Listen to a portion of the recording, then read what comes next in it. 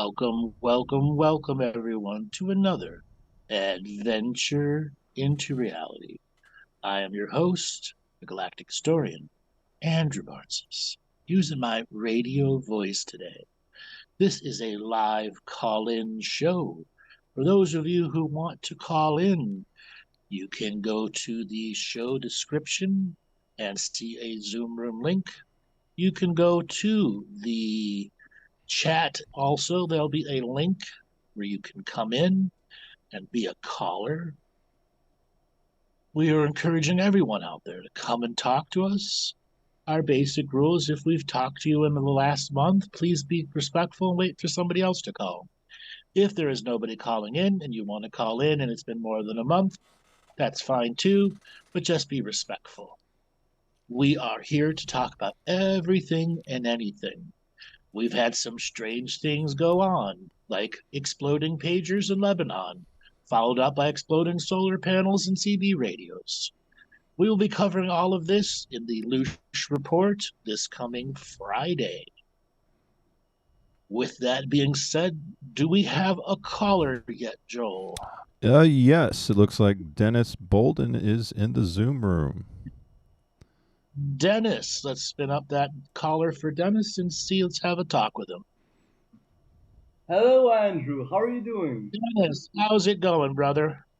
Very well. I didn't want to call in, but I guess that the universe wants it, so let's do There you it. are. How you doing? It's been a while since we talked. Yeah, it's been a very long time. I've been thinking like since the combined therapies I've had the experience where there was like a plasma light that came down on my forehead, and I really wanted to know what it was because I was thinking about it like for months. So that was during the combined healing. What part of it? So it was under the Lucia light. So I was So what that was once your stress and anxiety cleared out and your adrenaline glands turned off, your crown chakra began working normally, and you just began perceiving your light from your crown chakra coming in. You were so full of adrenaline, so nervous, and the challenges of what was going on inside you. And once those were released, that was just your normal light coming in. wow. Okay, Uh, so it was interior. Well, okay, that's yeah. crazy. And I wanted also to know what are the little dots that I sometimes see in my aura when something comes in like maybe beings or energies. All right, so before you identify anything when you're seeing auric energies, 99% of the time, it is just your perception how the aura moves in and out of your eyes' capacity to see light and how your two eyes transit something to the third eye. Oftentimes, think of it like a focus where sometimes the third eye and the two eyes are working together, and sometimes the left eye is more dominant, working with the third eye, or the right eye is more dominant and the third eye is off. And that's called the trinity of vision and how aligned it is. And generally when you're seeing spots and stuff move around, all that it is the eyes are aligning to the third eye, or the third eye is overwhelming the eyes. Wow. As you get more attuned to that journey and build up the perception muscle, what you discover is entities don't have movement in your aura. They try to cover that stuff up. They're like stealthy on their entrance into you. Okay, so You they really, have like a you really no, hold on. You really need to be a skilled person in perception to see entities move through spaces and places. hmm. Okay, so they make it look as if they are able to do some movement, but they actually can't.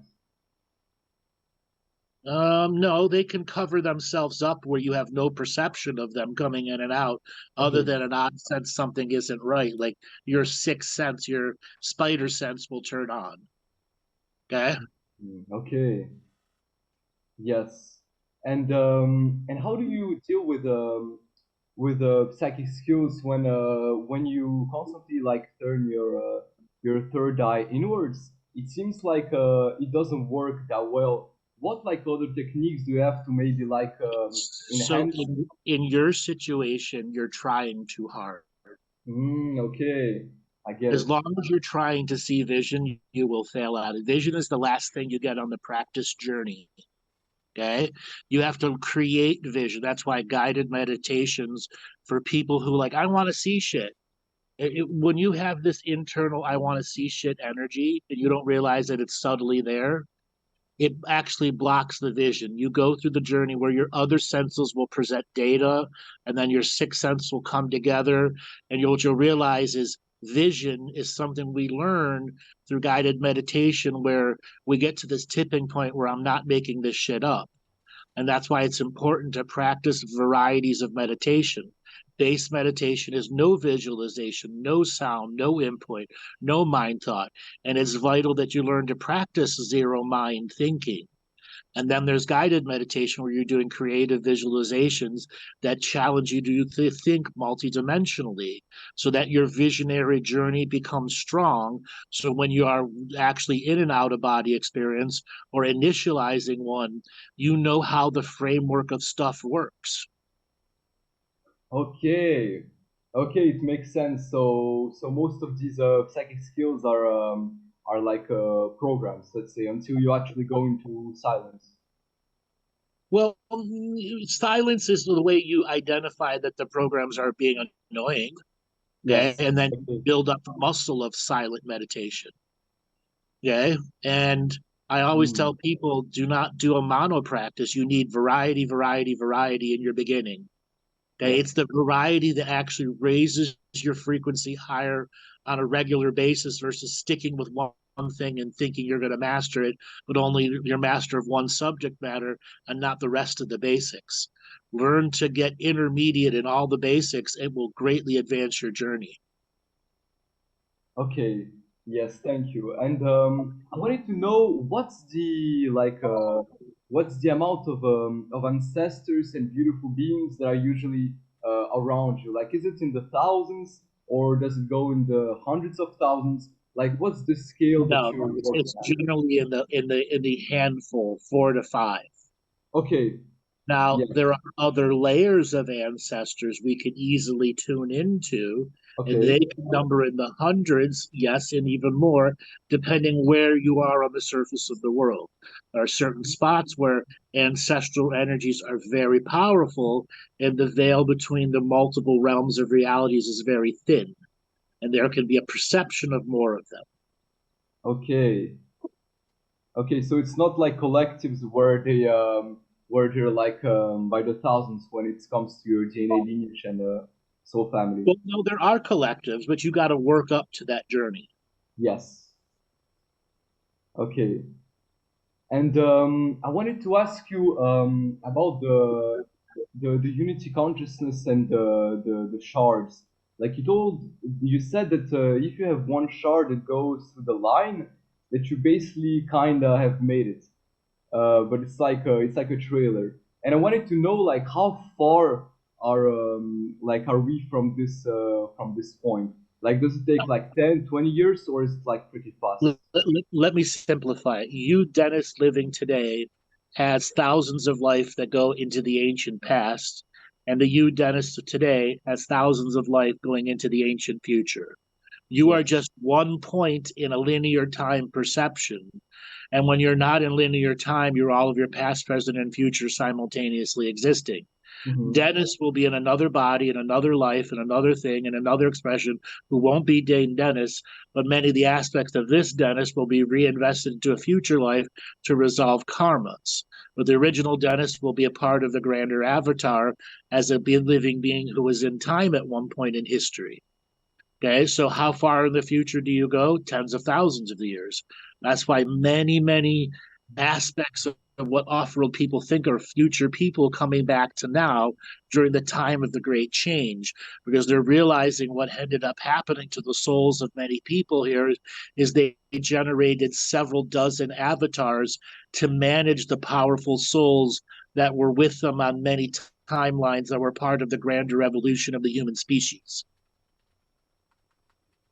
Okay. Okay. And on the subject of source connection, how do you do, except for contract revocations, to not get stuck in these like I think you told that it was like astral realms when you make the tube to the sun, and you can get stuck into a false realm, a false reality. And I Well, was wondering if false realms and false realities exist in our narrative what we live in.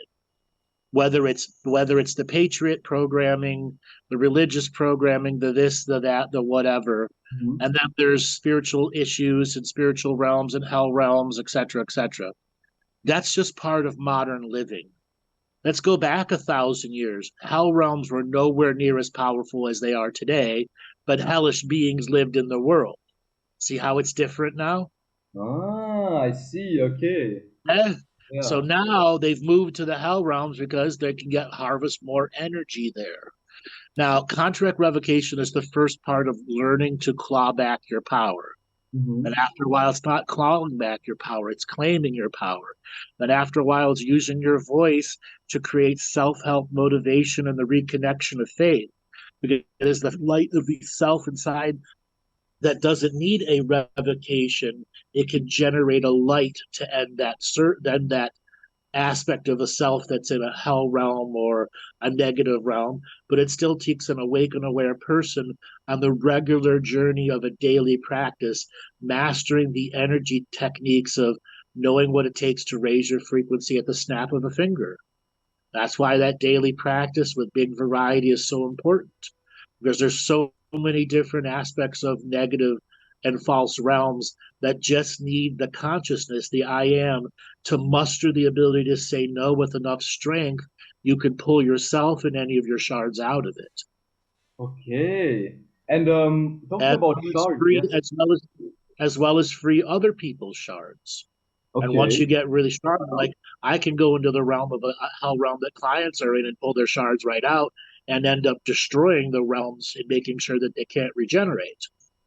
I've mastered that in 20 years of doing what I do.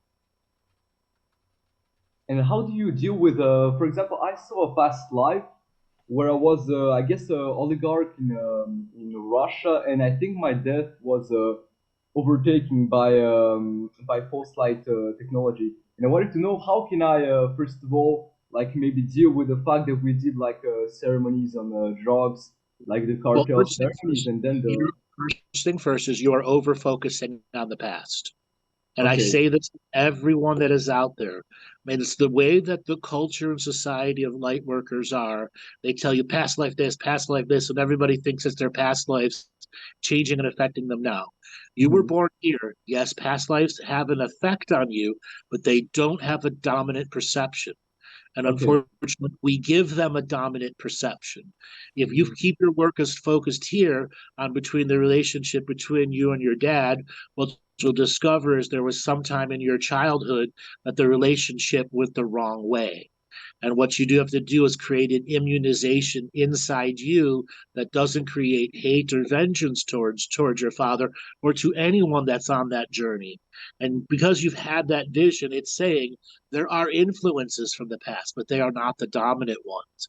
And it's the mhm. ones that were created today and the traumas that are in you today, even if they have a repeating pattern of dozens of lifetimes in the past.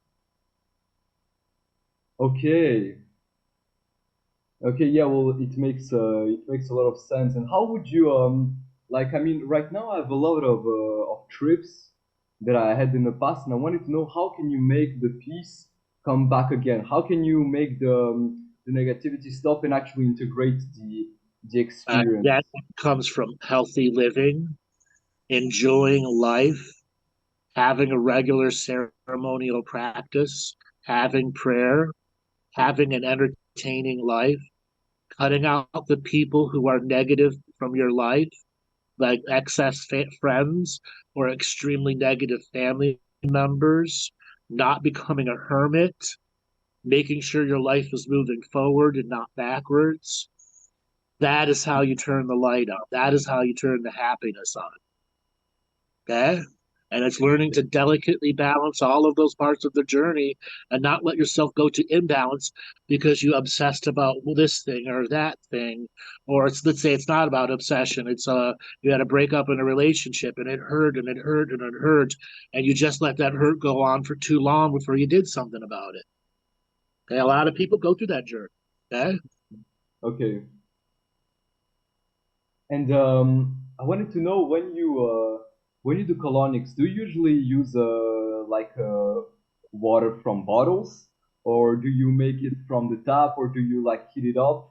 And So what I do if I'm doing a home colonic, yeah, not an edible, big difference. So I hmm, have a 5 gallon bucket that has a gravity fed tube in it that goes into the colonic piece that goes into the rectum. I yes, use tap water, but I okay, boil my tap water and I make sure the bucket that I'm using is heavily sanitized, cleaned out. And then what I'm doing is I'm taking about 10 bags of black tea and boiling that water and then letting it slowly cool down to acceptable temperature. There are people that use distilled water. Everyone has their own choice. Me personally, I'll just use regular tap water and then get it to a rolling boil. And once it's at a rolling boil, I turn it off. I add the tea bags. I keep stirring around so it's nice and dark. What the tea bags do, they have a light amount of caffeine in them, and that activates the gut's version of peristalsis. So it makes it easier for your gut to go through that journey of peristalsis to expel and expel and expel more stuff. okay. So if I take random tea from the store, it's not a problem that there Like may a be this type general of. black tea, not cinnamon, okay? Like a Okay, yes, general unflavored black tea, okay, okay? yes. And what's the difference between the gallbladder cleanse and the colonics? What things can a colonic do that Epsom All right, so salt can do? a colonic can trigger a gallbladder, a liver, a kidney. It can trigger all of those to dump stuff out. There'll Yes. be various colors and foams and stuff coming out that will signal the different ducts and glands that are flushing stuff out. Now, if you do regular colonics, you can feel when the liver opens up. You can feel you can just tell. So when you do something that's specific, that's a liver cleanse or a gallbladder cleanse, you're doing something where you're taking pills that have a variety of herbs inside them that trigger a flushing state.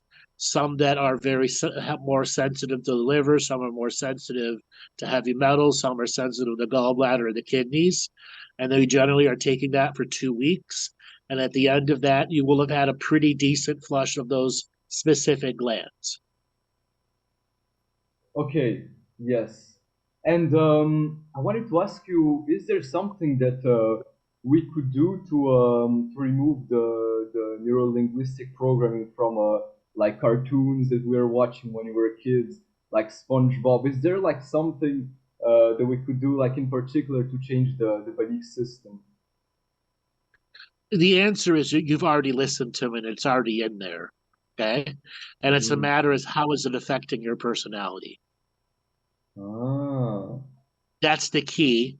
And then once you see how it affects your personality, there's where you go, all right, this is where I have to exercise my free will and not allow that neuralistic programming to take over my patterns, my thoughts, my structures, my word orders. okay. So if you go back in time and like mirror like this information out of you, it won't really work. Generally, no.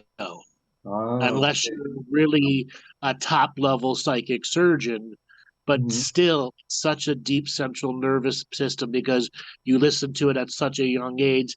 It's at such a foundational level of the nervous system.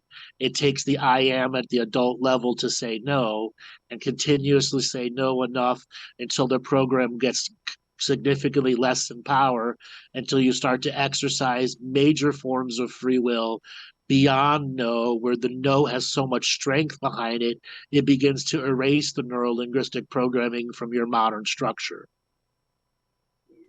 And then you create Okay. new neural pathways that no longer use it. And that's the journey of abandoning a negative journey into neurolinguistic programming. You have to abandon those old neural pathways that use that on a regular basis and create new neural pathways that don't use that structure. Okay. That's why I tell everyone your best tool and part of one of your spiritual journeys is a thesaurus. Every phone can connect to a thesaurus. And one of the reasons why I got so good at wordsmithing and word ordering is when I was 17 going on 18 and wanted to be a good writer, I had a thesaurus, a little pocket thesaurus everywhere I went. And every day I would try to work in one new word that I never had used before in my life. And anytime I ran into a thing, I would open up that thesaurus and look for alternate words. So I stopped repeating my words. Okay, Eh? that's smart. And I wanted to know what types of pheromones that we could work on, like enhancing. Like I know there's the I am healer pheromones, and I wanted to know what types of other ones we may not be Okay, aware so of. the first pheromone everyone should work on, because it's the most important one, is the inner forgiveness pheromone. Okay, okay, We work on pheromones that affect us and not about others. Okay. We learn how to use our pheromones to our advantage. Forgiveness pheromone first, the inner forgiveness. And then the second one is a general happiness pheromone, where you feel that happiness through your own pheromone expression, and others can sense it when you walk into a room. And then the third one is really about longevity, health. Those are the three to start with. And when you get good enough at them, you can go and start working on some of the more advanced pheromones that we put into our blood in the heart meditation. okay, okay. Hey, brother, Cool. I can move on to the next call. Thanks for calling in. Thank you so much. Have a nice show. Bye. Yeah, yeah, yeah. All right. Bye. So anybody that's in the chat room right now, click on the reaction button, click raise your hand. We are assuming if you are in the chat room, you're going to be here for a conversation with me. Come on, you chicken shits. Bark, bark, bark, bark. Buck, buck, buck, buck, buck.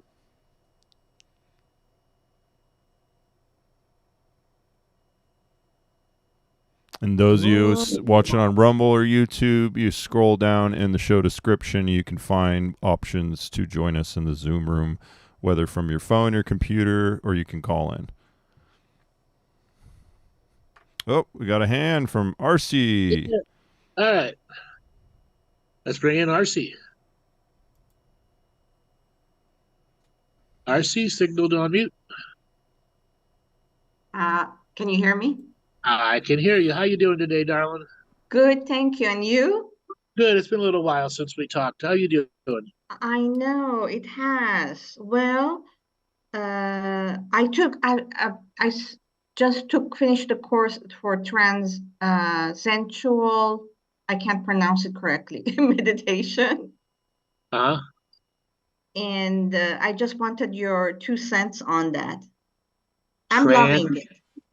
Transsensual? Well, no, I can't pronounce it correctly because it's called Transcendental meditation, TCM? Yes, TM. Yeah, TM. Yes, very powerful technique of learning how to be in the null space until such a time the greater collective wisdom comes in you and can give you a collective wisdom of nullness or an expansion. Yes. And many people they spend their entire weekend in a TM state. Yes, it's a big thing. Been around for about 40 years now. Okay. I am. It's just been a few days so far, but I am really enjoying it. Good. It is the first part of learning TM. The mastery of silence can be challenging for a lot of people. And once you get really good at silencing the mind, what you'll hear is the higher chorus of spirit deep, deep in the silence. And the more silence you create, it comes a little closer until you realize it's not the mind speaking. Okay? It's not a program speaking. It's not an external source speaking.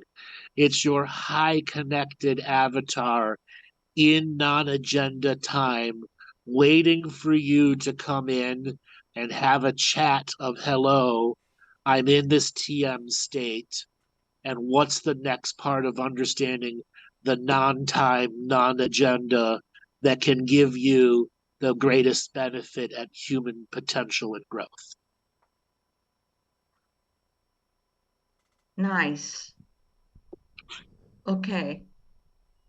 Yeah, the chatter comes in and goes. So I just have to continue practicing. Like I said, that's the hardest part of it, is turning the chatter off. Okay. Right? Your ultimate goal as a new TM student is to reach the mystical number of 16 minutes with zero thought, and your mind not thinking if the 16 minutes have come up yet or not. So how you're going to ask is, how do you know it's 16 minutes? That's where you use an alarm, and it goes off. And then the challenge is to go back into the state as fast as possible and let the alarm go another 16 minutes until you've been able to get 5, 6, 7, 16 minutes at a time, and the ability to go back into the space. That's what mastering TM is. Now, there are other teachers that won't like the 16-minute thing, but once you get to that journey where your mind's disconnected from counting, you're reaching an extended journey where you're maintaining the silence. You won't need the alarm clock. I call it like it's like a metronome of training. You won't need any of that. You'll enter the space. You'll stay there. You'll go deeper and deeper and deeper into the void until you're in another realm. Okay, literally in another realm. Okay. But you also need a clean spirit to regularly practice TM. Okay, and you have one. I mean, you're not haunted or anything, but there are a lot of other people that want to try TM, and they never actually are in the TM state. They're just in their haunted mind states. Okay. All right. I like that. Yeah, I'm glad I took the class. Yeah, no, it's a good expansion for you. Yeah. And then long time ago, well, it feels like a long time ago, you had recommended that I do card reading. Yes. So guess what I did? I signed up for classes. Okay. Yeah. And I'm enjoying it. It's pre-recorded, do at your own time, but the teacher is always available. So I'm enjoying listening to them. I do my own practice, but I haven't practiced with the class yet. So I'm looking forward to that too. Yeah, lots of fun. Yeah. Yeah. And then, okay, yeah, two other things. One is that my 19-year-old dog passed away yesterday. Aw. Yeah. Yeah, but you knew it was coming, though. Yes, I did know it was coming. And right after he passed away, the doctor gave the shot to him, the vet. I saw him in his puppy body walking on a path like a puppy, like he had his sprint and his joy back. And he turned around and looked at me, wanted to make sure that I'm seeing him. It was so beautiful. Yeah, a lot of people have that experience. I had a very similar experience with my dog, Ralph, and he regularly comes back in his puppy form whenever I'm in a melancholy state. Okay? Nice. Nice. But that was a way for you to let go. Okay? Well, right before the vet came, I hardly ever throw up. I actually went and I threw up like I've never thrown up before. Yes, the energy's got too much for you. The inner anxiety of the loss, the impending loss. That dog got you through a lot of ups and downs, didn't he? Yes. Yeah, that dog was your best buddy. Okay? Right. Okay? Right. He was a family member. Right. 19 years, yeah. Yeah. So I'm dogless now for, I think about now 24 years I've had dogs. Right, so I'm going to give you a piece of advice. Do not wait more than 2 months and get a new dog. Oh, I'm don't. serious. Don't wait more than 2 months. Get a new dog and get a puppy. Oh, that's horrible news, advice. No, no, it's not. Okay. I just want to be free and travel, and I'm still in an apartment. Okay. Well, you don't have to listen to all of my words. Okay. But at the end of that 2 months, you might hear me in your voice going, get a dog. Okay. Yes, you do have that That, habit. that, I know I nag a lot of people in the background. Okay. You had 19 years of a pet there, always there for you. Yes. It's hard when you're not there. Okay. Right. Right. Yes. Plenty of people that travel with their dog. You can get a little teacup dog and put it in your purse. Okay. Right. Okay. Plenty And of people do that. yeah, yeah, yeah. All Okay. right. All right. Well, I'm always on a delay with your advices. That's fine. At least you listen. Yes. You got to have those moments. He doesn't know what he's talking about. God damn it. And then 5 months later, fuck, he's right. Yes. And a puppy too. Oh my God. They're adorable, but there's so much work. Yes, but you get to shape their personality. Oh, Okay. okay. You get to shape their personality, and what they give back to you during that journey is beautiful memories, even when they're pooping and peeing, until they finally learn where to do it and how to do it. Okay? Yeah, yeah, yeah. So, will any of them come back? Quite possible. You Okay. won't know until you try, do you? Right. Right. All right. My last question. So another chicken shit, as you put it, can step up. My work, Uh-huh. my full-time job, not my healing job. Really, I really want to get a new job. Do you see that in the near future? What are you doing now? I am working for a vacation resort. I'm a marketing rep, so it's kind of sales Okay. and it's commission based. Are you beginning to realize it requires a lot of upfront personal mental effort to create in you? Yes. And it's not worth what you get back, the amount of effort of the mind and socialization that you got to put out? Yeah, not for this job, right? I mean, I needed to learn this. Okay, great. It helped you there. So You need yeah, to find another job that's not going to give you that challenge, but it's still going to give you the potential of earning. Okay. Or you try to invest more into your healing business and try to get more of that to work and make up some of this. You only have to find a part-time job. okay. And how do I do the latter? Work on Very, the healing very business. carefully. Very What? carefully. Very carefully. It's a joke. Okay. That's the price. That's the journey of doing your business. You Yeah. got to trial and error, trial and try. And then you got to realize what's holding you back. And that's just you when it comes to the business. Okay. Right. You've already learned what it took to make sales. Reapply some of that energy to your own business. Okay. I like that. I like that. Okay. Okay. Sounds good to me. All right, Archie. Thanks for calling in. Thank you, dear. Okay. All right. Thanks, Joe. Bye. Yep.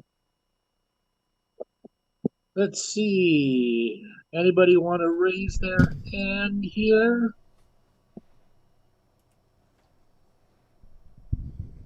Let's see. We have Jason signal to unmute?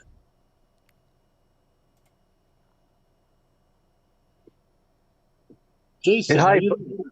Hi, Andrew. Can you hear me? Yeah, I can hear you. How's it going? Wow, I can't believe I figured this out. This is unbelievable. Hey, I've been listening to you since the Galactic history up in Shasta. I don't know how many years it's been now, but 2013, June 2013. my goodness, time flies. Thanks for picking me up. I guess I would love to have a soul reading if you could read my soul. Okay. Well, tell me a little bit about yourself so I can tune in. Yeah. Usually you would ask people to, what was the first thing they did in the morning when they woke up. Well, I don't do that anymore. I haven't done that in about 2 years. Yeah, well, my body's 56. My name's Jason. Grew up in Newport Beach. What do you do? What I do for a living, I'm pretty much doing gig work, doing food delivery, DoorDash, taking a lot of people to the airports in Orange County, California. Do you have an educational background? No, not really. I've just kind of been bouncing around different jobs my whole life. From a courier to restaurant owner to selling shoes. So any hobbies that you have? Yeah, I mean, my passions in life, I mean, all my friends are psychics, mediums, healers, shaman. So I love to do energy work when I can. But basically, I've just been working 7 days a week for many years just to keep my overhead down and invest as much as I can into crypto. And how much have you put into crypto? Got about 30 grand into the ISO coins. Yeah, I've traded. I'm gonna be blunt. I don't know how crypto is going to survive the coming market crash. Right. I understand. I've got some. You got to make your own personal choice. And if you're still working 7 days a week, you're burning yourself out and never going to give yourself time to develop any of those psychic skills that could turn into a profession. You do have that built into you. Like from the first moment I started giving you a reading, you're what I call failure to launch when it comes to the spiritual journey. All your friends are doing it, but you will not launch your own path into that as a career for whatever internal, financial, or spiritual reasons. Okay? Your belief is I gotta work these jobs, earn this money, and if you put 30,000 into crypto, let's say you actually ended up putting 18,000 into crypto and saved 12,000 for yourself and wouldn't and took a bunch of spiritual classes, myofascial release, cranial sacral therapy, hypnotherapy, by now you would have been ready to take that on as a career path. And you wouldn't need that much money to do that. You could do that with about 2 grand. Okay? Right. My first piece of advice to you is, you've got to begin to launch the path that has been a passion in you and understand it can become a part-time career path over the next year and a half that can develop into a full-time journey. And whenever you find yourself low on cash, you can go do the gig work to make things up. But this over saving energy is a negative karma in you. Okay. Yeah, I hear you. You think Reiki would be? I mean, when someone you're at a point you can't take the simple shit. You need to something that actually challenges your mind to go through the deep comprehension journey that gets you out of gig work mind space into a comprehensive journey that engages the inner genius that's in you that's just been dormant for a while. So, which healing modalities you think will stimulate me to? Well, it's a matter if you want to convert to practice or you want to give yourself an extended journey before you pick up the practice. I would say you can go and take something like cranial sacral therapy, but in California to practice, you need a licensed massage therapy degree. You need an LMT class. You don't have to do it. Take the class and learn it. There Yeah. are 1 year and 2 year journeys into the mastering of cranial sacral therapy, and you'll be working on people the entire time. They'll be working on you. It'll be a massive, massive opening for your inner genius who's been starving to do this type of work. And once you start feeding that part, you'll have a better way of creating a strategy and vision of, all right, how do I begin to make the transition? And that transition is, all right, I got to carve time out, spend money on myself. Once I finish this mastery journey, you can go and take a 4 month or 3 month class and be licensed in massage therapy, countrywide. And from there, you begin to say, all right, how am I going to get clients? And because you are a hustler from gig work, you should be able to convert that to getting clients. Great. Yeah. I mean, will I see a pretty quick response in people when I work on them? Because I really like, lighting people up and them walking out my door with a smile on their face. So body work is one of those things. People can reject it the second you walk off the table, and there are other people that will be glowing like an orgasm afterwards. And once you get between 50, 60, 75 clients under your belt, is when you begin to realize that your vision of working on people now will be completely different once you've gotten bigger volumes of clients. There will be certain clients you will never, never make feel better because they're broken inside. Okay. Now, if Sure. you were to specialize in something like myofascial release or go and take something like an advanced rolfing class, you will begin to see a lot more bigger changes. Okay. And that would be something that would be in your wheelhouse that is challenging enough to get you out of gig space mind and into I'm here to learn this, and my lifelong passion of spirituality will ignite the genius and wake it up from its hibernation. Yeah, I'm And really good. you will see those moments where you work on people and they glow afterwards. Okay? Yeah, I'm really good with my hands. I agree. You have the energy there, but once again, the inner genius that's really good at that stuff is dormant inside you in a hibernated state. Right, I hear you. Okay. I hear you. Yes. Piece of advice is look up myofascial release as a class. Go and take it at a mastery level. And when you're done with it, you can go and take the massage therapy class. Unless in California, they force you to take the massage therapy class first. Every state is different. Okay. But take the money out of the crypto or put the money aside from what you're earning now. Cut yourself down to 4.5 days a week or 5 days a week so you have energy back in your space and start getting excited for that thing. Really, really let that passion ignite in you. You should be having a spiritual heart on metaphorically for this stuff, going to do it. Yeah, it's been there and been dormant. Now, how about speaking in front of people with what I've learned spiritually? That is a natural journey for you, but once again, it's dormant, it's hibernating. Can you just walk on a stage and turn it on? I think you could, but you'll sprain a spiritual ankle and it'll be hard to repeat for you. It isn't easy speaking on stage and having what to say. But what you can start doing is during your free time, during gig space, is turn on your cell phone and figure out a motivating speech. Here's how to get out of, here's the self-help speech that you can just literally like a rabbit out of a hat, pull out of your ass, turn it on. Practice turning it on. Okay? Yes.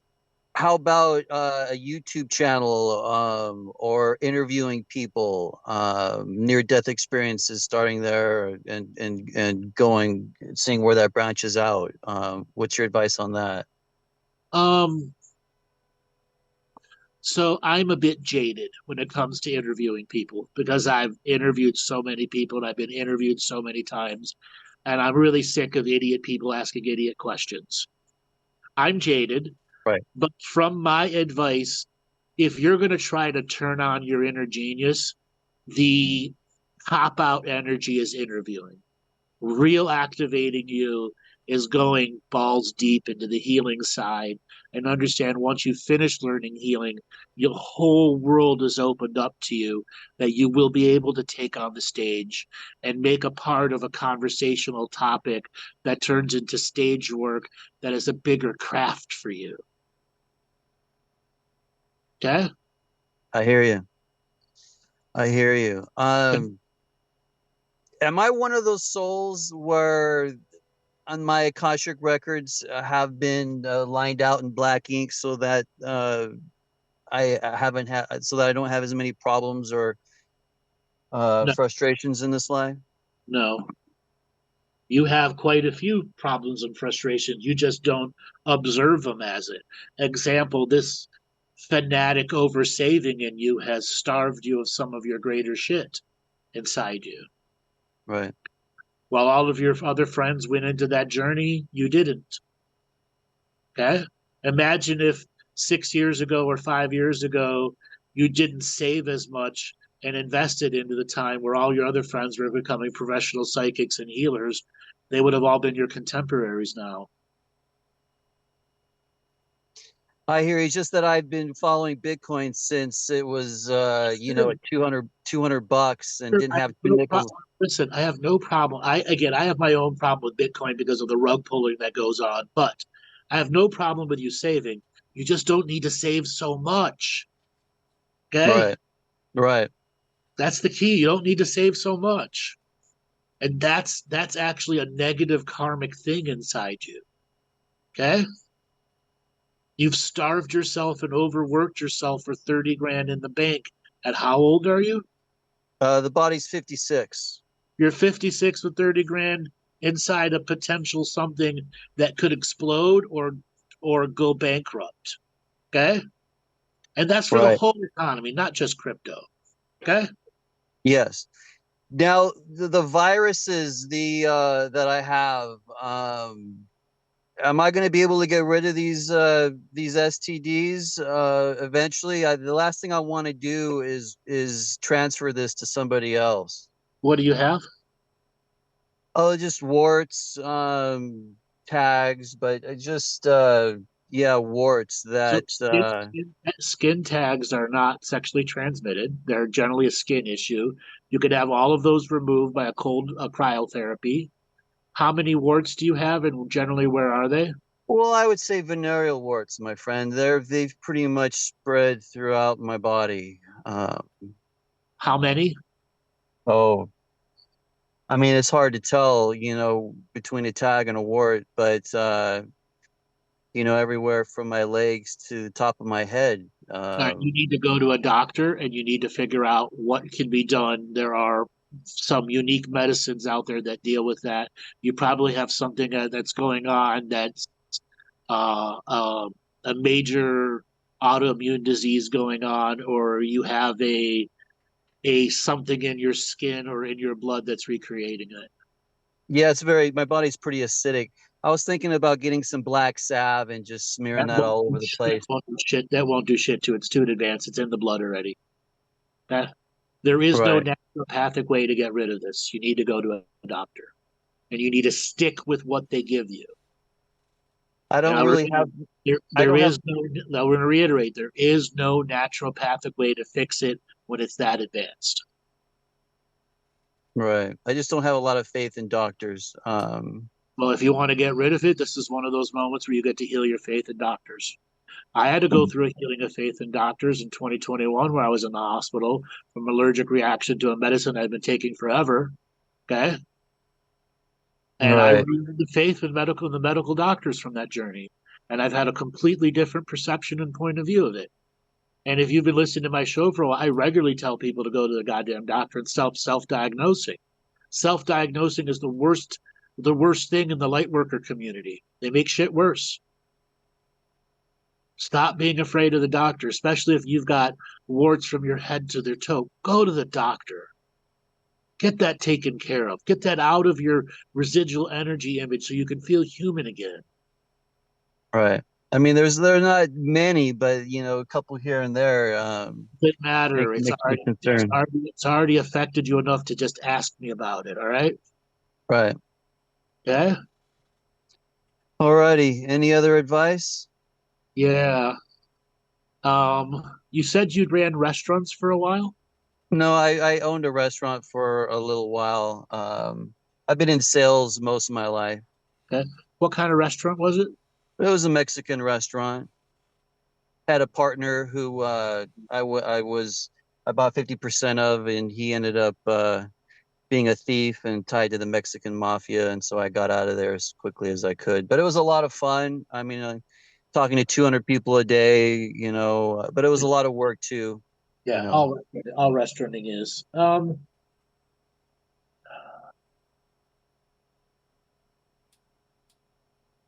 How good of a cook are you? I mean, I'm a perfectionist, but I mean, no, not that great.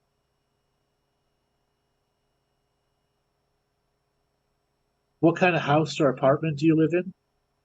My friend's condo. Universe has been kind enough to let me stay a few places rent free for the last year and a half. Probably will be there for another 6 months to maybe 9 months. And then where are you going to go? Who knows?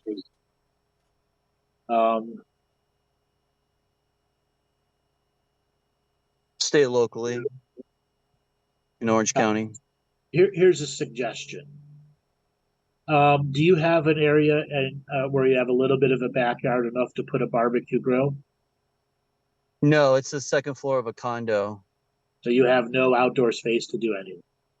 They just put up scaffolding yesterday. They're going to be painting and tearing stuff off in the outside. There's a bit of a balcony, but okay. So if they're done, is there enough room on the balcony to put an outdoor grill? Yeah, barbecue, I guess. Yeah.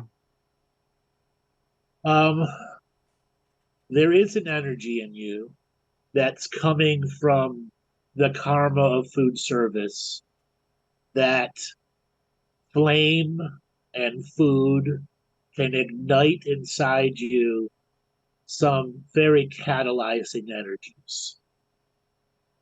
Okay. And because you're a perfectionist and a shitty cook, it means you can begin to learn the journey of being an outdoor griller and understanding there is a spiritual perception you can apply to it that has prayers over the food, into the cycle of growing, putting prayers into the propane tank, all sorts of things that you can double up your spiritual perception and then start consuming some of that stuff that you cook. It has a great way of reinitializing that energy inside you that enjoyed talking to 200 people a day. Okay? And then redirecting it back into their journey of becoming a healer. Right. Yeah, it was amazing to see people come in. They would just come into my restaurant just to talk with me, not even so much order the food. To have movie stars tell me that my food was great. Just really opened up my heart chakra at that time, and really kind of blew me away. It can repay you. And again, as simple as an outdoor barbecue. Can you do it indoor in an oven? The answer is yes. Okay. The answer is absolutely yes, but you got to find the passion to start cooking again and understanding how to apply the spiritual side to it. And then you start eating that food that's got all that spiritual energy in it, and allow it to start to catalyze the internal stagnant energies in you. Okay. Sounds good. Be something I've never done before, but I mean, I love the fire. I've been to over 500 sweat lodges. I've done over 30 ayahuasca ceremonies, et cetera, et cetera. So I love the fire. I love the stone people. I love that.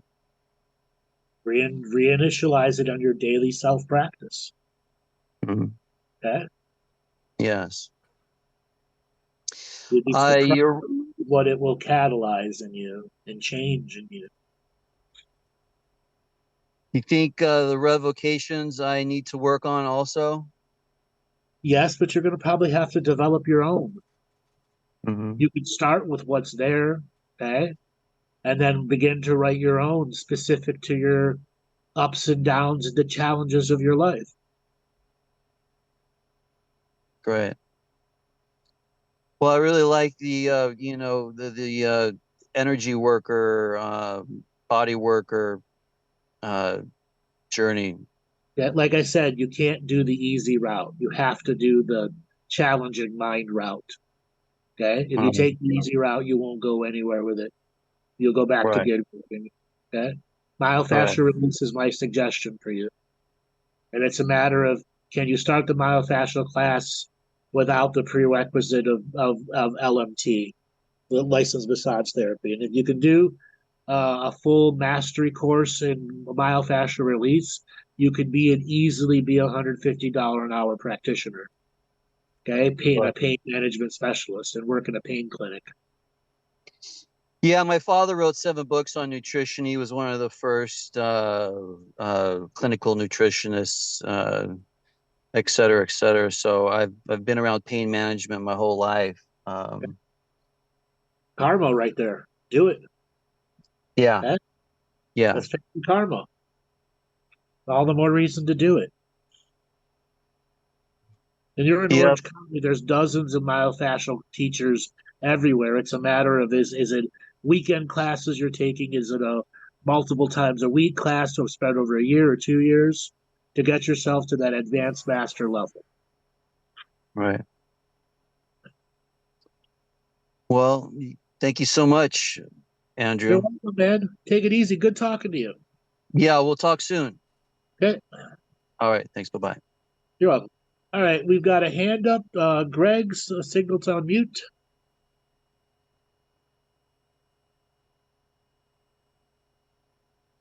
Greg. Hello. Hey, how you doing? Good. How about yourself? Good. It's been a while since we talked. What's going on with you? So much, man. Um, I won't go too deep into my personal stuff with work, but you know how I said there was a chance I'd get kicked off the group? Yep. Yeah, so I did. Did you go to the other swim group? I'm mainly just working with some of the younger ones. It kind of sucked. So I just feel like uninvested. You know what I mean? And it's just general feeling of, and I think a lot of people, especially millennials, are going through this, constantly investing into something and not getting back. Like you said to the previous call, not getting back what you believe in return. Yeah. I kind of wanted to go into that and also some of the, if I could, some other personal stuff. I don't know. What do you think? I've heard like, it's a depression and futility thing that needs to be addressed to heal this. Would you agree with that? I would agree with it, but I'd also say that you've been hitting your head against this stone for a long time, that you've given yourself some metaphorical traumatic brain injuries, and I think you need to try your hand in something else. Different job entirely, so no more swim coaching, right? I didn't say that. I said try your hand in something else. Okay? So not completely switching away, but just trying a part-time of something else without necessarily dropping this. Something else. Obviously need to be financially secured. If you've got clients already, hold on to them, but you got to expand your doorways into something else. Okay? Yeah. What do you think? What do you think? You could very easily go and take yoga teacher training and in a 150-hour class be a yoga teacher. You're in Los Angeles, right? Yeah. You could easily become a fucking yoga teacher in a place full of yoga teachers. Okay, you could do a variety of other things that are to keep your highly athletic body in its athletic state. You could go and find a climbing studio and become a climbing instructor, learn about climbing. You go pick up tennis, okay? You could be an instructor in many different things. You've already learned the mastering of teaching through swimming. You could be a multi-sport teacher, okay? Yeah. Interesting. I was thinking of something more like I have a little bit of experience in like logistics coordinator, but You won't do well in those sit-down jobs, okay? yeah. You just won't do well. And then you're going to get caught up in office politics, and it's just going to be miserable for you. Yeah. Okay? So stick to athletic coaching. How old are you now? I'm 30. All right, you've still got another 10 years easy to do it. Okay? You can go longer than that, but stick to broaden yourself to a more than one sport. Okay? Like I said, you can go take a yoga teacher training class at 150 hours, and that's like 3 months, and become a yoga teacher. Okay? You can do physical weight training and start doing weight training with individual people at multiple different gyms. Okay? And in LA, people make fortunes off that shit. Okay? There have been many rags to riches stories from personal trainers. Okay? Okay. Or you can hybrid swimming training for the body and weight training. You'd be such a unique body trainer where you could teach people how to do powerful athletic swimming to train the body, working with the weights and doing the yoga for flexibility. Okay? Yeah. And then you would be one hell of a unique athletic trainer. Okay? Yeah. Yeah, I could probably also do like maybe CrossFit training or triathlon, Yeah, something absolutely. like that. Go do American Ninja. Try out for American Ninja. Okay? That's funny that you say that. I think that had I had a little different life, I would have gone down one of those routes because that's Listen, something I was pretty good at as a one kid. guy was 57 and just did the American Ninja third place. You're not too old. You can still do it. Okay? Okay. Got to work on that flexibility. My hips are not. Yeah, but Okay. you can So get it. stay. You can get that through yoga and Pilates. Period. Okay? Okay. That's another thing. Why? You can take a Pilates training class. So you see swimming, Pilates, weight training, yoga, and you teach all of that to one student at a time, and you give them a weekly swimming, Pilates, yoga, weight training, and dietary process. You're an all-service trainer for a person. Okay? Yeah. It's not a And bad idea, actually. you find the wealthy people that want to pay for that level of training. You're talking $200 a week per person. Okay. Yeah. Okay. That's $800 per person per month. You get 6 people. That's good money. Okay. And again, you Let have me. the coaching part down. You have the training part down. And just because you got fired from another job just meant that they were threatened by your good coaching energy. Because I remember talking to you privately about that. Okay. Yeah, it's not that I was fired. I'm just off the group. I'm still at the company. It's Yeah, just. I get it. You're removed from that position where you were the head coach because you offended somebody when you really were offending them. You're trying to get them to get up and do their actual fucking work. Okay? Yeah. Okay? And it was a whiny ass little bitch kid. Okay? Right. Okay? Okay. To Okay. work with people who want to actually work hard. Learn to train in multi sports training. That's my advice for you. Okay? That's I the like hand.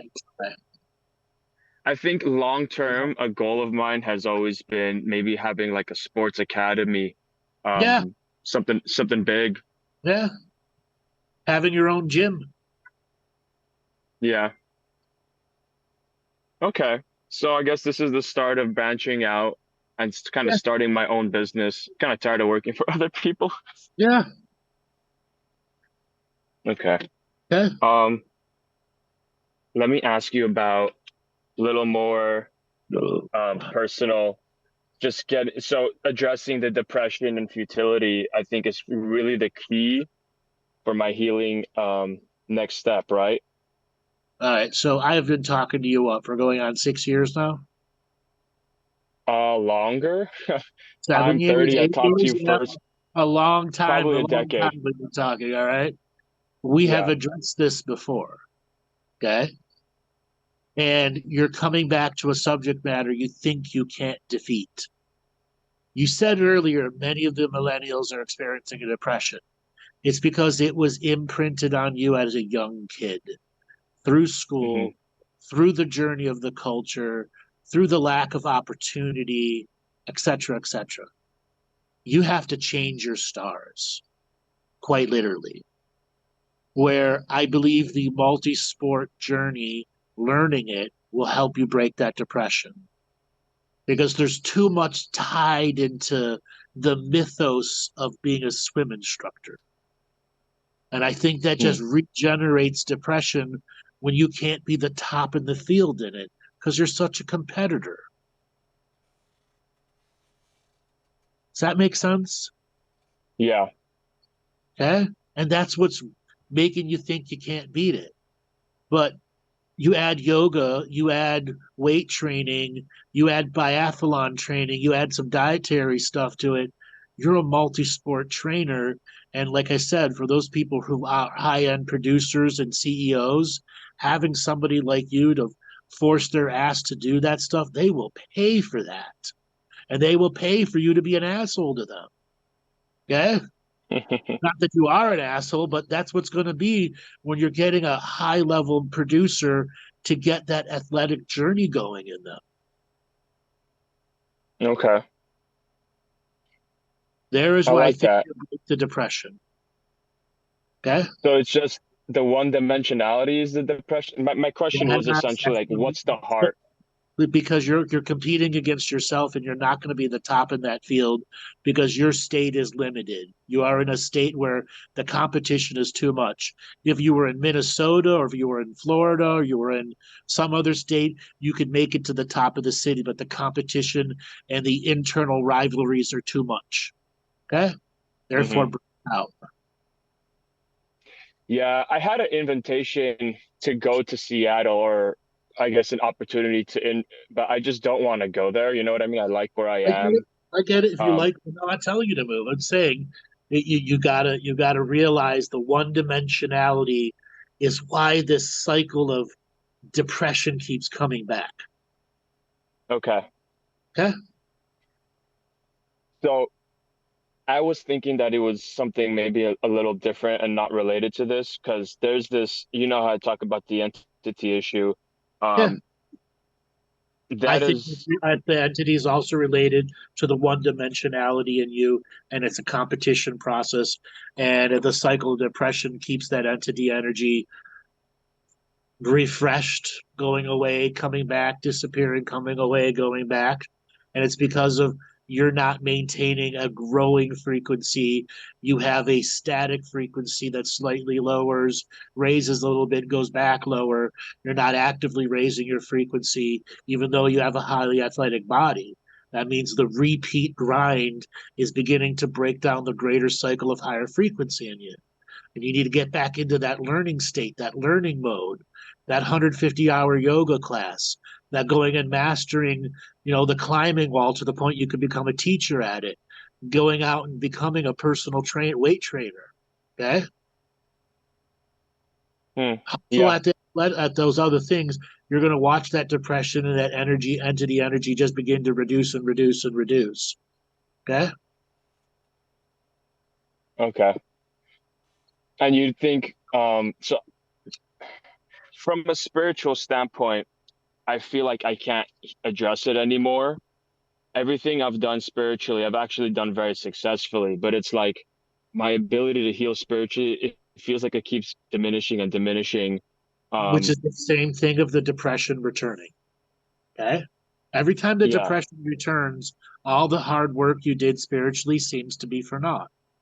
It's because you let your frequency go into depression versus breaking the depression long before it has any real strength inside you.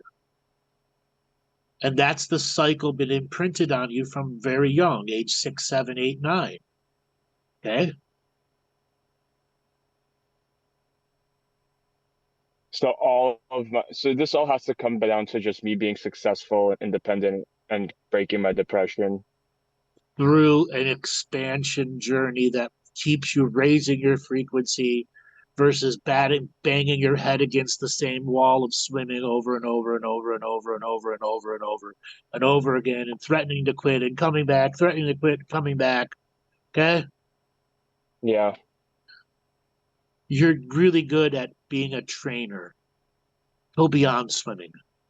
And I think your stars will begin to change enough for you to realize that once you get some cool students and cool professional people who truly want your mind to help them train their body, your frequency will stay raised enough that you'll be able to realize the cycle of depression is all that's erasing your good work. Okay? Yeah. Well, you know that cycle of depression, when I was doing some serious shadow work, it's like as soon as I had a super high spiritual peak, the depression would literally come out of nowhere and bring me back down. I didn't understand it. That's the Like I pendulum. didn't know how to address. That's the Yeah. pendulum. It swings to the other side. Yeah. So this is just persistence and branching Also, out a little bit. like yoga will have a body stretching thing that can remove depression in you if you learn to do it right. Okay. You know, going What and kind of taking yoga? any of the yogas. Right now, it's just go and take it first, and then figure Okay. out the teacher you want to train with. There's so many yoga teacher training courses in where you're at. There's probably 1,000 every time you can throw a stone, and there's probably 500 teachers within a mile of you. Okay. And you just got to Yeah. find a teacher you like that you want to go and take the yoga teacher training course with. Okay? Okay. Okay. That sounds like a plan, Andrew. All right, brother. Thanks for calling in. I got to move on to the next caller. Awesome. Thank you. Appreciate it. Always. Right. All right. We have Lambda has his hand up. Lambda, signal to unmute. Oh, hello. How's it going, brother? It's going good. I would like some advice. Okay, I can give advice. I'm going for, I believe, like a 5-day trip up to see my family members and that. I was wondering, what should I pack? Where are you going to? I'm going to Cooktown, so that's like the forestry stuff, bit out bush. What are you going to do there while you're there? I'm going to visit my father, who's, I think, somewhere around Palm Creek. And I'm hopefully going to go fishing at like the Great Barrier Reef. Okay. What does your father do for a job? He does prospecting, so he looks for gold amongst the hills and stuff. Really? Yes. He still does prospecting. He still finds stuff. Would you ever want to try that? I thought about it, and it does sound pretty nice. You only got to try it for a couple months. Okay. What is the relationship between you and your father? I'm very disconnected. I haven't seen him in like 10 plus years. I keep in text only like recently, but. So what prompted the journey to go up and visit? I had 2 weeks holiday, which started now. Okay. And I had some time. I'm like, you know what? I have some family up north. My sister, stuff like that. I'm like, I promised them I would go camping and stuff up north, and I'm like, might as well do it. Okay, so you had a vacation plan. Where are you mainly going to be staying, and who are you going to be staying with? I'm just gonna be not going camping or anything like that. I'm gonna be staying with my older sister in her house. Okay. So I won't be going bush, stuff like that, living amongst the snakes and stuff. And how far away does your father live? He probably, well, he has like a nomadic thing going on with his prospecting, but he mainly lives like 20 minutes, probably Okay. half an So hour down the road. he's not far away. Okay. Hmm. Have you made any plans with them to get together and meet up? Meet and greet, but nothing much. All right, so you're asking what to pack. All right, so pack long sleeve pants, short sleeve, long and short sleeve sweats if you need sweats. And I don't know really what the weather's going to be like there, but a variety of things. Bring a jumper. Okay. Hmm. You're going to be gone for 10 days. Pack for 14 days. That's my advice. You're Hmm. better to overpack than underpack. It's like 4 days. It's nothing much. Okay, you're only going for 4 days. All right. Okay, pack for 6 days then. Okay. So you don't have to reuse clothes. Hmm. All right, that's everything I have. All right, well, and also talk to your father. See if you can open something up again. And it's not like you're really doing anything challenging for your life right now. Nah, Okay? I'll see if I can get some waves of the trade. Yeah, exactly. All right, well, I'll wave goodbye. All right, thanks a lot for calling in. Thank you for having me. All right. Anybody else want to call in? Click the reaction buttons. Click raise your hand.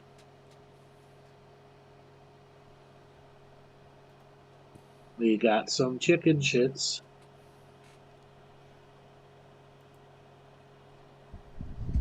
Reoccurring theme. Yeah, reoccurring theme.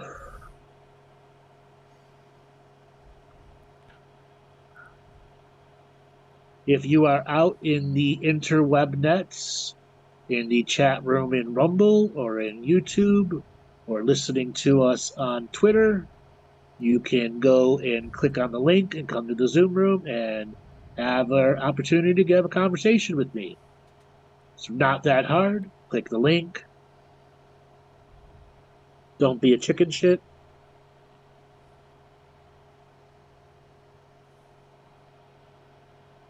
I see Sean is in the room. We're going to force a call on to Sean. Sean, signal to unmute as he is rushing back to his computer. Turn off WoW. And Sean, are you there? Hello, I'm here. Can you hear me? Yes, I can hear you. How's it going, Sean? Awesome, good. And I resent that. I am an elephant shit. I'm not a chicken. You're a big elephant shit.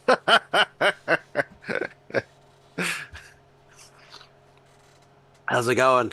Good. How's the house hunt go for you? It's at a it's held up in the queue as I'm doing a bunch of other stuff. Okay. It's still in progress. I'm still in touch with my helper.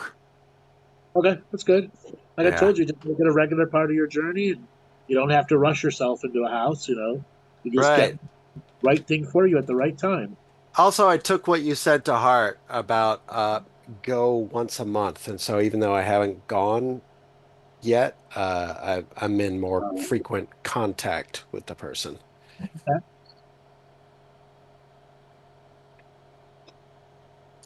Also, I get the feeling I might be moving more than once in the near future, so I'm starting to second guess investing in a full property.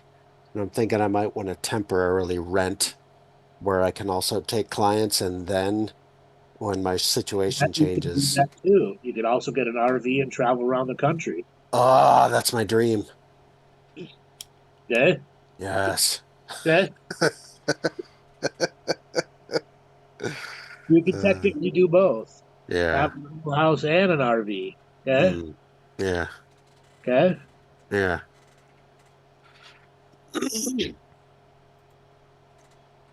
Thank you. Thank you. No, Thank you. Thank you. Thank you. Oh, wait. Sorry. I heard applause and I thought that was Joel putting up an applause sound effect. nope. That's just spirit in the background going, "Yay, he's getting it." It was, let me turn off World of Warcraft.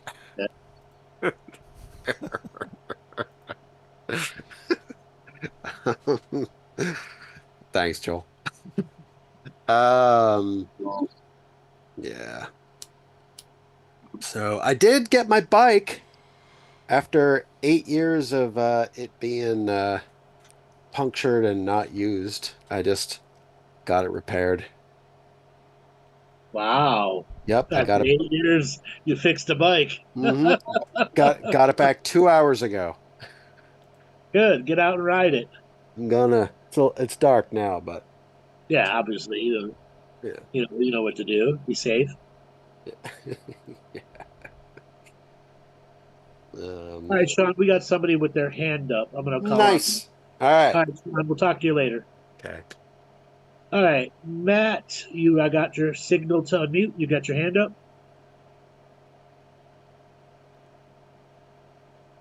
Matt, signal to unmute. Matt, you have your hand up. Oh yeah, brother. Sorry. Okay, Can you hear how's it me? going? Yeah, where are I'm you doing calling good. From Vancouver, Washington. Well, give Yeah. me the show. What do you want to talk about today? I had one thing I want to talk about, but first I just wanted to say I appreciate the advice you gave me last time.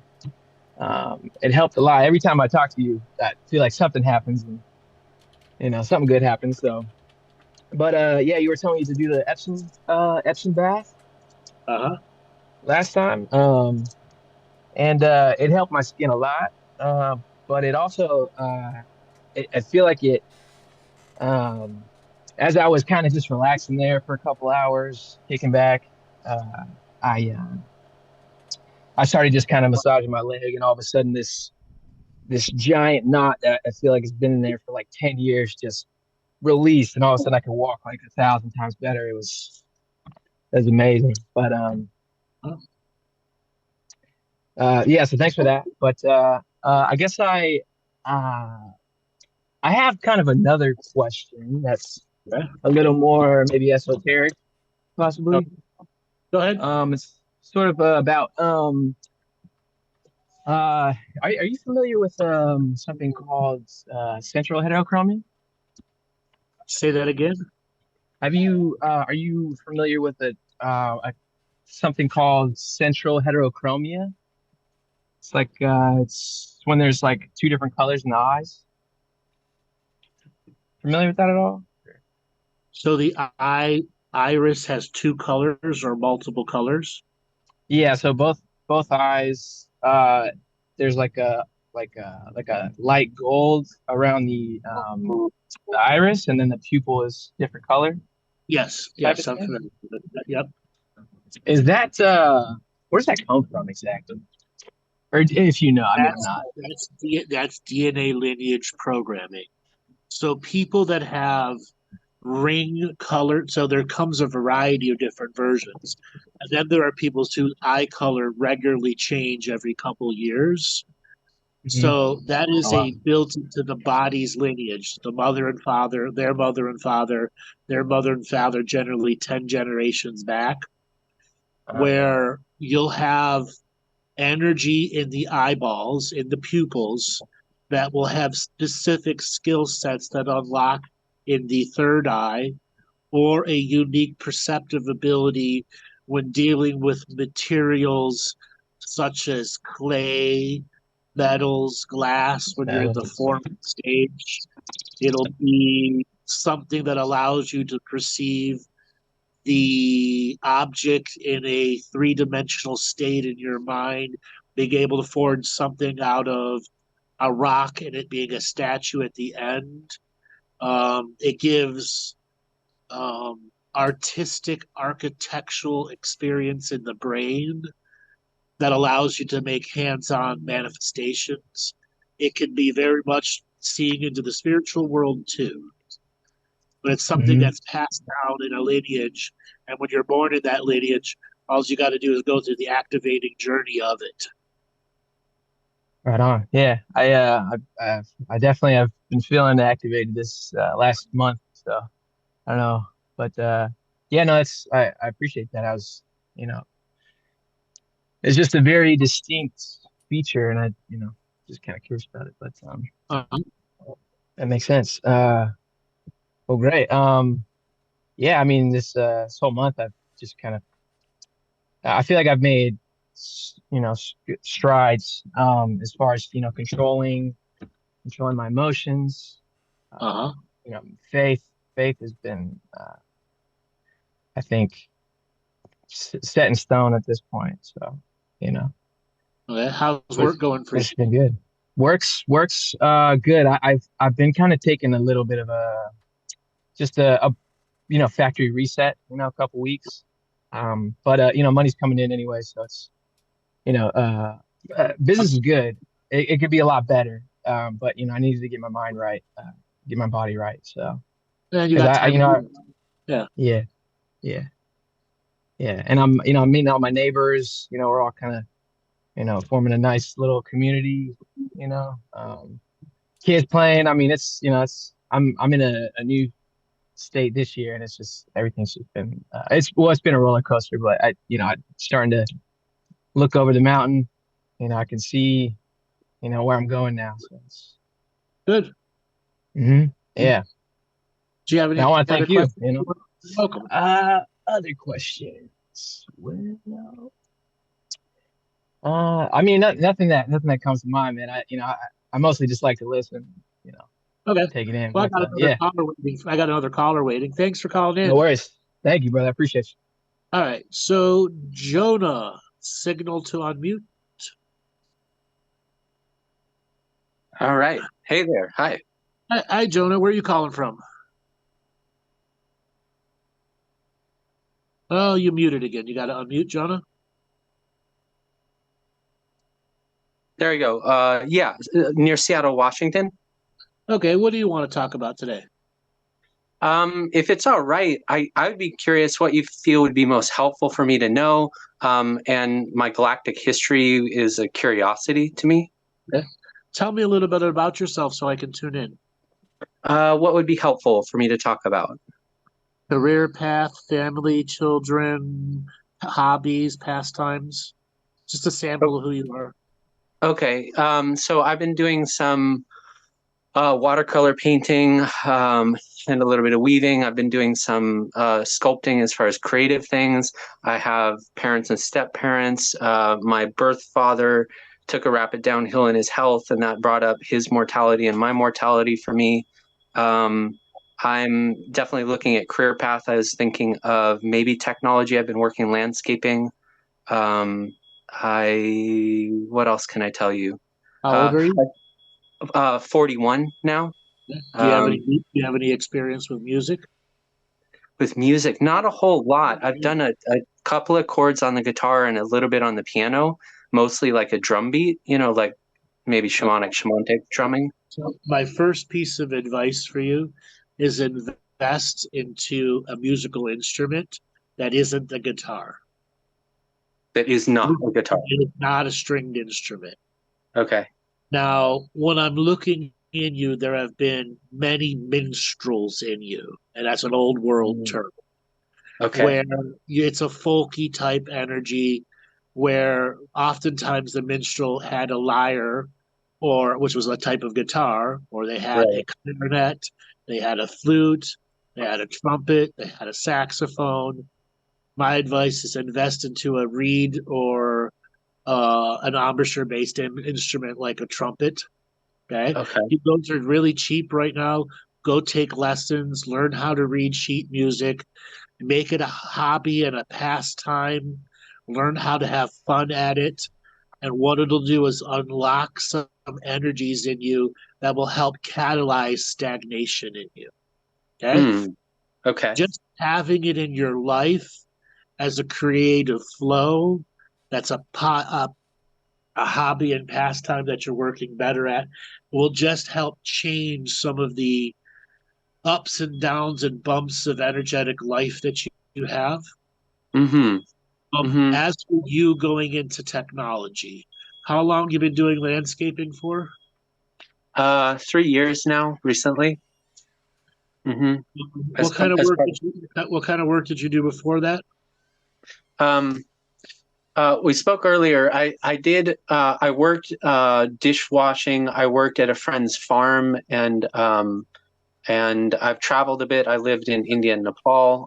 I've done kind of various and sundry a little bit. I've worked as a courtesy clerk. I worked at Washington State Farms, or Washington State. When did we talk last? I don't remember the exact time, but I feel like it was within the last couple of months. You really grilled me for not launching. We're back at that.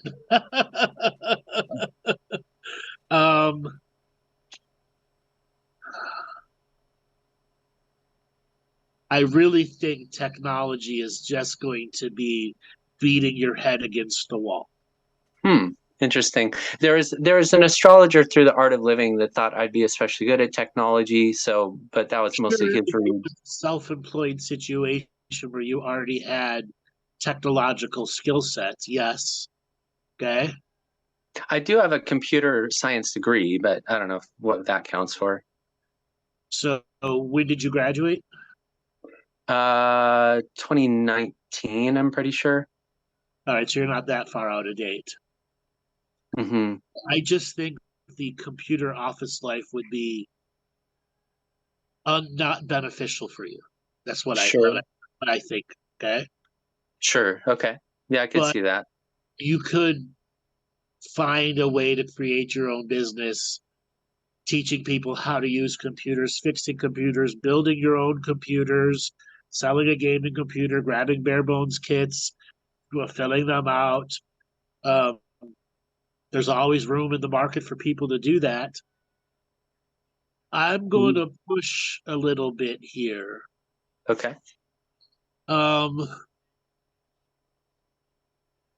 just going to get out and say this. Okay. You should look into going into a culinary arts school. Okay, cool. And working at one of those 5-star restaurant places and giving it a solid year and a half and 2 years.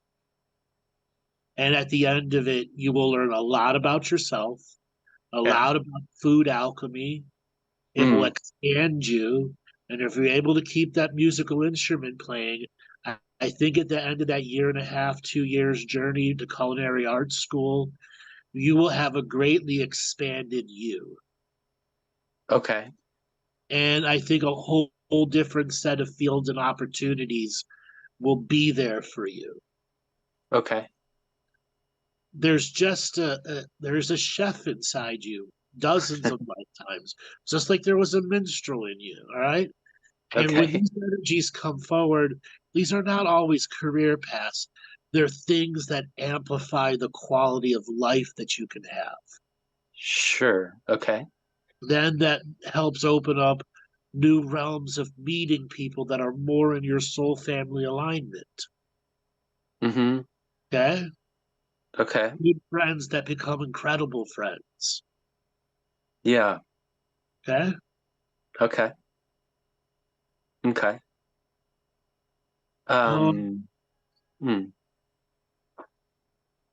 There's a little bit more here. So when we talked, I was grilling you on failure to launch. What did you get from that session? Well, there's a couple of things that I forgot to mention, about some of my spiritual path following Amma, the Hugging Saint, and some other things. But I felt like I've gone in circles a bit, struggling within myself almost on a mental health level. Because you don't have the right spiritual soul family around you. Mm-hmm. You're just missing those key peoples. And that's why I suggested music that will help bring those people energetically to like an attraction pheromone. And working in the culinary arts you will meet some very unique people that are far more in alignment to you, that can become lifelong friends, even if you don't stay in that journey. Sure. Mm-hmm. Mm-hmm. Yeah. It's about really helping you narrow down, getting those right people in your life so that they can catalyze you and you can catalyze them, and you guys can be champions for each other during your growth journeys. You don't Right. have championing for you, cheerleading for you. And Right. everyone wants that in life. Mm-hmm. Yeah, I've seen that for a while, that I have to find, groups of people and sift through and kind of find a handful of people here and there. I've tried to do work through the Mankind Project for like inner kind of work. It's a men's group work, and just tried to do it on my own as well. And it seems like we're just at a broken up, disharmony, disunity consciousness. So I'm not sure where to find people, or I felt like I had to do it on my own. The factionalism and tribalism enforced onto us by the political parties, modern corruption style that is bled into all the media systems, has really broken people. Really. Mm-hmm. Okay? With the political divides and so forth? It's spread into everyday human culture. That political divide has just broken people. Mm-hmm. Even non-political people are broken too. Okay? Yeah. Mm-hmm. It moved the human spirit of goodness. Mm-hmm. Yeah. And we need people to help unbreak people. Right.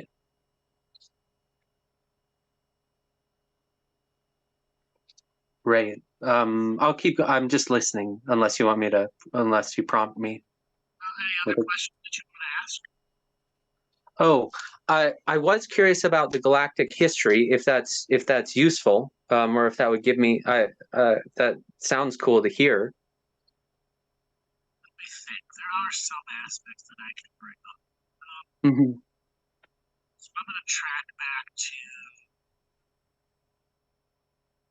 6,200 years ago. And this would be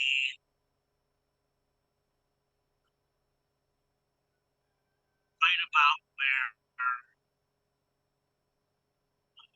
Alaska oceans, that general vicinity. And you lived mostly underground. And you would come above ground when the winters ended. Seasons.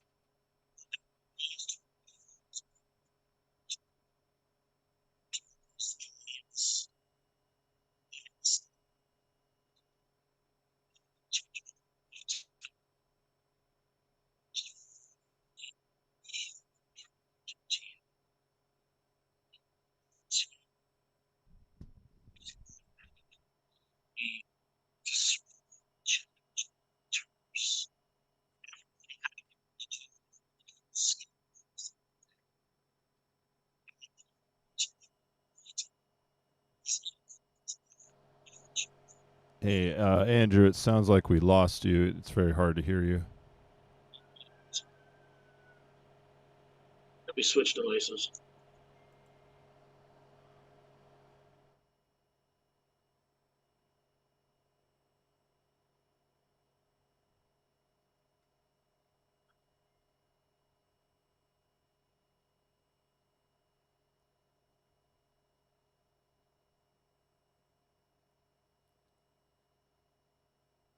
Yeah, hey. Hold on one second. Okay. Yeah, I couldn't tell if it was just me. I lost you on going below ground. 1 second. I got to change devices. Sure. Yeah, no problem.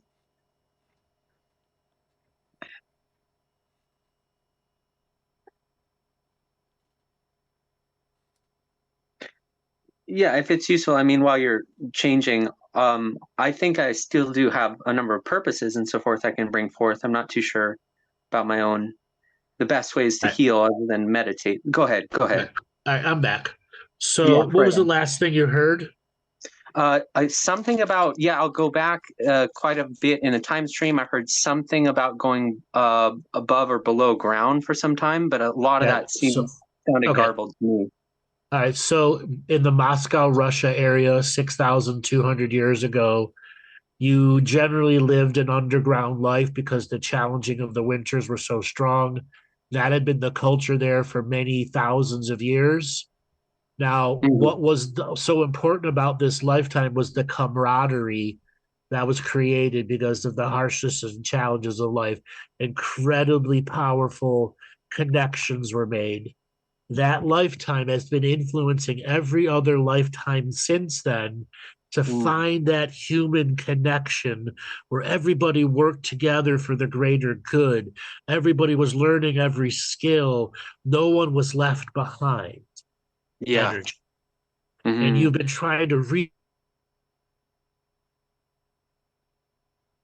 beating your head against that repetitive wall. And the few lifetimes that you do get it, it waves out the next lifetime you don't have it. Okay. And what's that's telling me is you as a soul have been on the verge of becoming a teacher, but aren't doing it.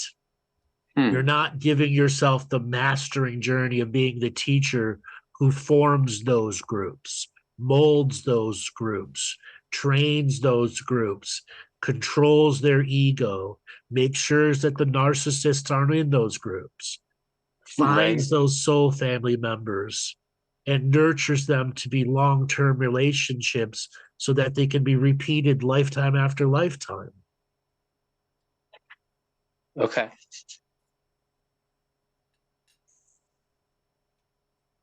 Okay.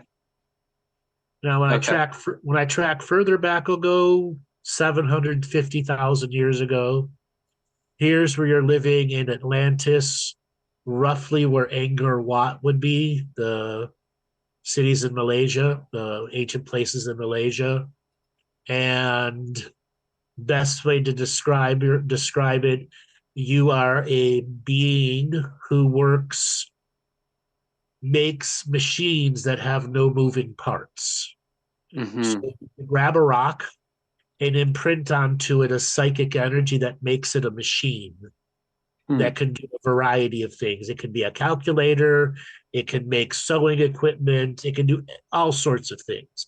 It's a psychic imprinting onto objects without moving parts for them to become useful tools and machines.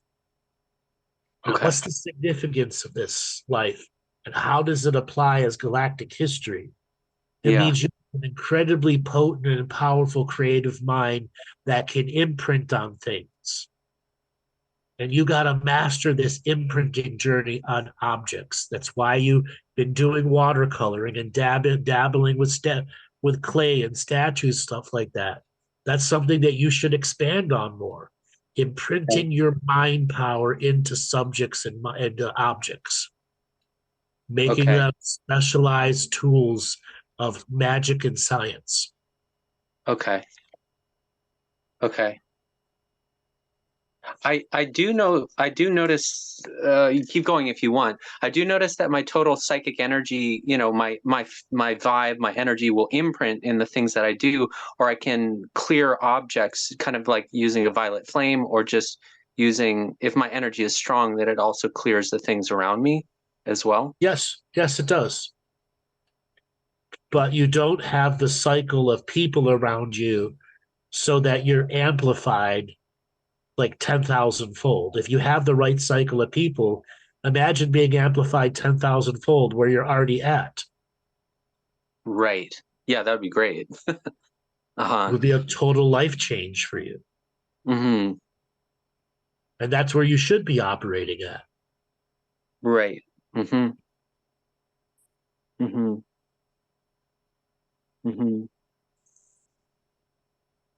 Yeah, I don't know if it's what is most relevant here. So recently, it came up that maybe I have kind of Jesus complex, or some like an empathic person that feels overly responsible for people, or trying to save or teach people. Like the teacher is coming out, but I also have personal stuff to take care of.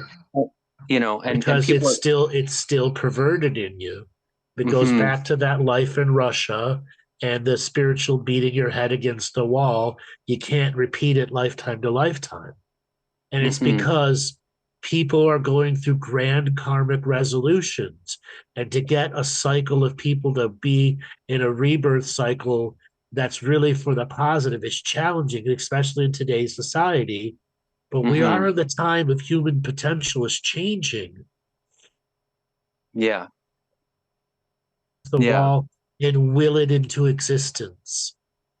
It's why I brought up music for you. It's why I brought up culinary arts for you. It will pull those people out of the ethers and bring them to you, even if you don't continue it as a career path. Right. Okay? Right. Right. Mm-hmm. Mm-hmm. Yeah. Yeah. I don't know if you want to say anything about Amma the Hugging Saint feels like one of the most enlightened people that I know of. I also followed Sri Ravi Shankar of Art of Living. He has breathing exercises that I'm doing my best to do. I don't know beyond the culinary and the wind, you know, like doing better to meditate, or I don't know what else, if you want to give some hints as what might be useful in my self-healing, self-completion. Start with spiritual contract revocations. Learn Okay. to write your own. Create a more advanced system of develop your own inner aspect of spirituality that's based on everything you know, and it's your journey into the next level of spiritual expansion. Okay. Prayer, ritual, ceremony, advancing your daily practice, including as many techniques. Variety is so important. Okay. Okay. I have the Living the Mystical Life daily course you can do. I have the basics class. All of those are available. Advancing your journey where it's not just meditation, it's really getting the body part of the healing journey too, getting the body in alignment so those knots that we have and we ignore get taken care of, get regular body work, and begin the journey of mastering self-healing and self-nurturing. That is self-love. You master self-healing, you master self-nurturing, all the other spiritual journeys become far easier for you. Sure. We are in a time where love is the most vital part of the change of human potential. By mastering self-healing and self-nurturing, we get opened up to the infinite potentials and possibilities again. Mastering forgiveness. Okay? All of those things are the basics. When you become masters at those, all of the other spiritual experiences become simple for you.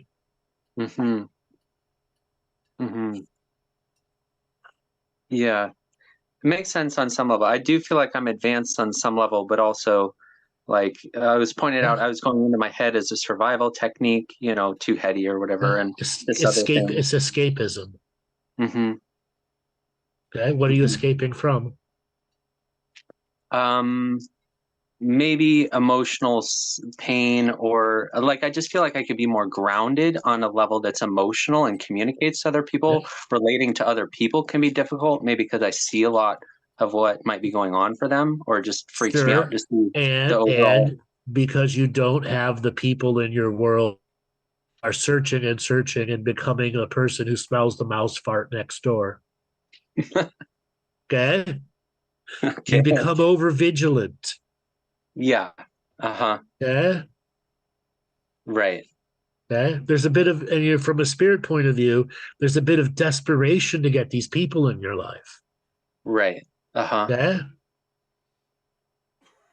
You gotta love yourself enough to stop desperation. And by doing that, you will change your pheromones of attraction. Okay?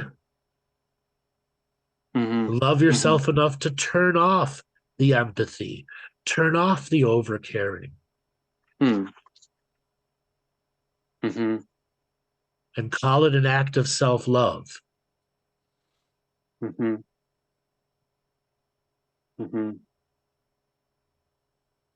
Is it kind of like not over scanning things and just pulling within myself almost? That's just a bad habit that's become a psychic brat inside you. Mm-hmm. Okay. Okay. It's just bad habit. But learning the journey, you didn't know it was a bad habit. Okay. Yeah. It was only when you mastered the bad habit did you realize, fuck, this sucks. Okay. Okay. Yeah. Yeah. Yeah. Yeah. It also sucked having my own gifts used against me in terms of like destroying myself with my own mind or my own self-judgment. Imagine if you had self-healing and self-nurturing as a lesson to counter that early on in your journey. Right. Mm-hmm. You'd have countered all of it. Okay? Right. Right, right. As far as the body goes, I was having some body work from a local person who seems pretty good. I do have a neck, apparently x-rays at a chiropractor showed me a neck issue, which might have come from a car crash a couple of years ago where I was going too fast.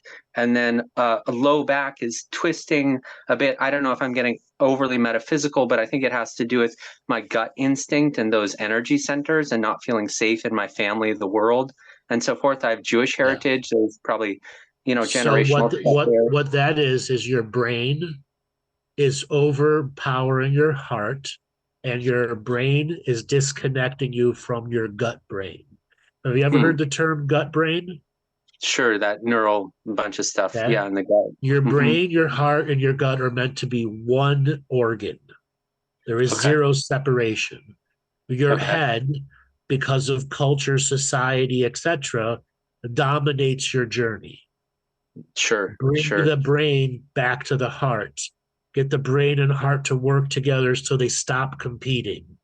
And once you got that stop of competing energy, bring the brain and the heart into the gut and reconnect it.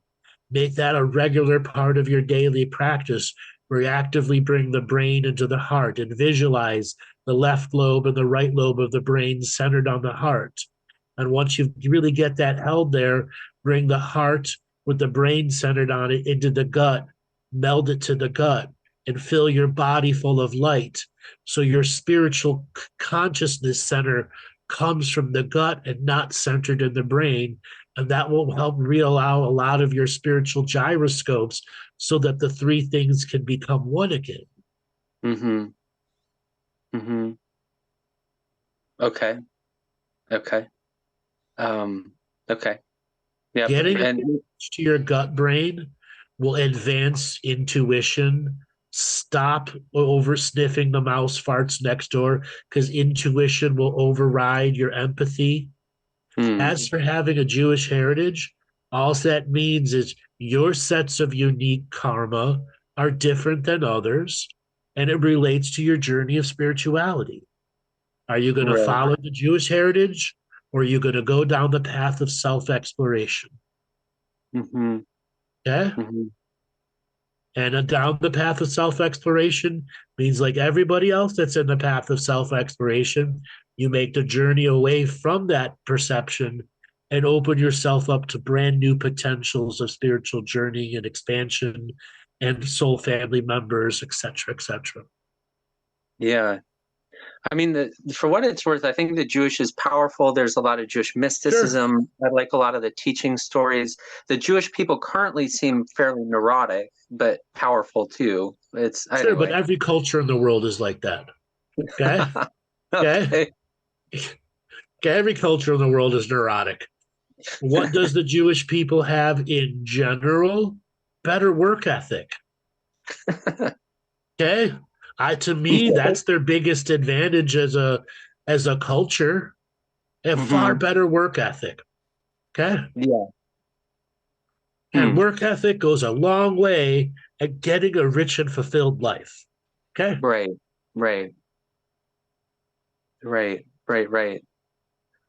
Again, I'll let you lead. I'm curious if there is any other threads from galactic history or other things you want to tug on or ask me.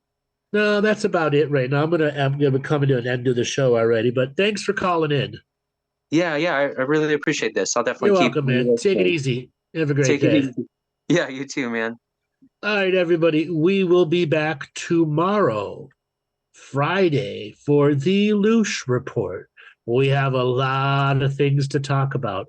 A Trump assassination, exploding pagers, the Diddy arrest, and a whole bunch more stuff happening between tonight and tomorrow. The solar flares continue. We'll be back tomorrow, 8 p.m. Eastern, for the Lucia report. And this coming Sunday, we have our live webinar where we'll be doing the next part of the Galactic history.